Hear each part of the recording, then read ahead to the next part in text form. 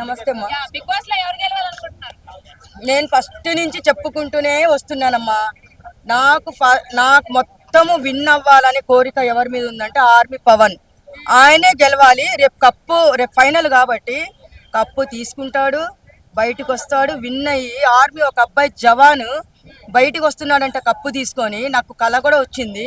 ఆ కళ నెరవేరితే బాగుంటుంది అనిపిస్తుంది నాకు. రేపు కూడా నేను ఆర్మీ డ్రెస్ వేసుకొని వచ్చి మరీ చెప్తాను. దానికి ఎంత విలువ ఉంటుందో అంత విలువ ఆయనకి కూడా ఉంది కాబట్టి ఆర్మీ పవన్ అని నేను ఫిక్స్ అయిపోయాను.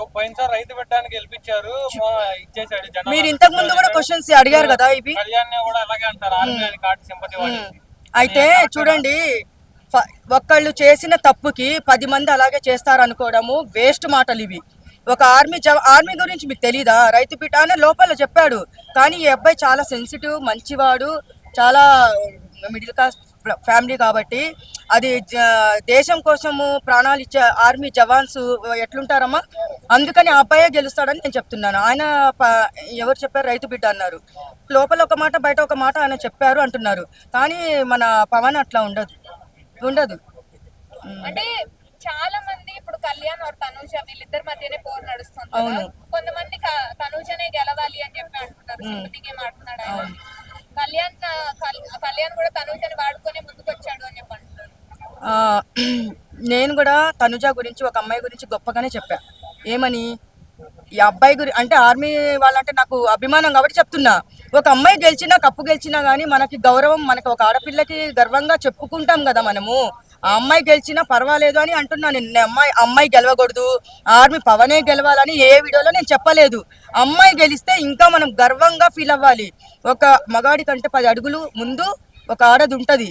అలాగే అమ్మాయి పేరు తెచ్చుకుంటే ఇంకా మంచిదని ప్రతి ఒక్క వీడియోలో నేను చెప్తున్నాను.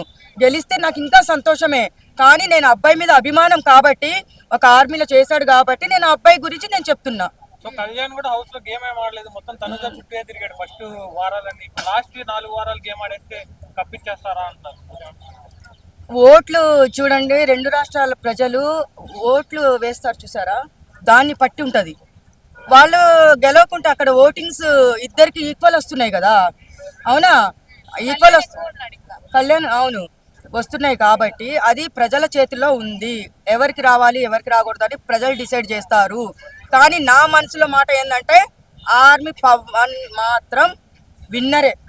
దీనికి తిరుగు అనేదే లేదు. ఇంకా నేను దాంట్లో ఇంకా ఏ క్వశ్చన్ వేసినా కానీ ఆర్మీ పవన్ గురించే చెప్తా అంతే. అంటే విజయనగరం పిల్లాడు ఆంధ్ర అబ్బాయి అని చెప్పి గెలిపించారు అని చెప్పి అంటున్నారు. విజయనగరం అబ్బాయి ఆంధ్ర అబ్బాయి గెలిపించారు అని చెప్పి అంటున్నారు. అవును, ఇప్పుడు అమ్మాయి కర్ణాటక అమ్మాయి కదా, అక్కడి నుంచి ఓట్లు కర్ణాటక సైడ్ నుంచి ఫుల్ వస్తున్నాయి అమ్మాయికి. మన సైడ్ అబ్బాయిని మనం గెలిపించుకోలేమా? అంతే. అది కూడా గెలిస్తే మంచిదమ్మా. ఎందుకంటే ఒక జవాన్కి ఇస్తే మాత్రము దాంట్లో ఒక న్యాయం చేసినట్టు ఉంటుంది మనకి. ఆ అమ్మాయికి ఇచ్చినా నాకేం బాధ లేదు.